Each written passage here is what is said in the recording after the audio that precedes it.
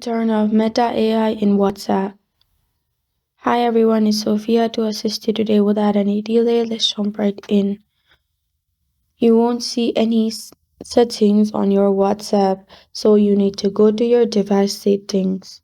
Open your settings and you'll find this kind of screen pop up. Click on Chat, which is below Privacy and above Notification. After that, you'll find this kind of screen pop up. In here, you'll find Show Meta AI buttons. In here, turn Show Meta AI button off. After doing that, Meta will stop showing up. And that's how you turn off Meta AI in WhatsApp. Thank you for joining me today. If this video helps you out, please leave a like and subscribe for more. Got a question or want to suggest a topic? Comment below. I am Sophia signing off until next time.